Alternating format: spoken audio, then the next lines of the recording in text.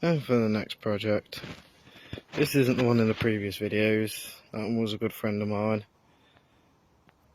and basically we both bought one as plain toy fun bikes, essentially. I mean, look at the size of them, tiny little things, beautiful little toy bikes. Fortunately, it took quite a lot in that name, and his was mostly electrical, which I've managed to repair. His is now alive again. It's just that axle was still, it's being very persistent, but we will get that out eventually. It's given me, in good hindsight, to spot for problems in mine, and it's a good job because I have found 1, 2, and all down there as well.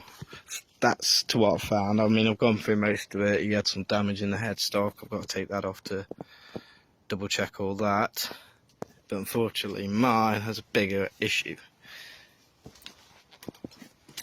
This part here basically was in there, the sleeve for the spark plug. And as you can see there, it's had to have some repair work. Trying to get a hold of these is nigh on impossible. I'm still on a 2-month wait list for the new one, so I've managed to have a good friend repair it, and that should be just as good as new.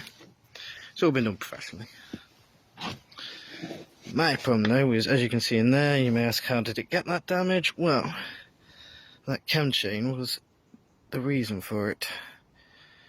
Put simply, on these engines, if your chain does get too loose, that tensioner will just keep tightening and tightening and tightening up until the point this chain grinds against that sitting in there, and then pretty much from there you can assume the rest of the damage that happens. As far as I'm aware, that is so far the damage in the engine. I don't know if there's any more, but you've got to solve one thing at a time with these things. But that was the initial damage I found across. We're going to repair that. It's going to have to be a cam chain replacement, retime it and everything, make sure it's all timed up properly, because when it was that loose I struggled to get it pretty much bang on with the markings down here.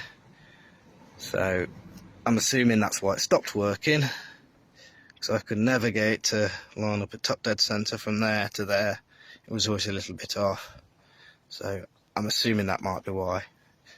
But we're going to do the work, hope for the best, see if we can get this one running. But I will leave another update shortly. Wish us all luck. A&B Bikes out.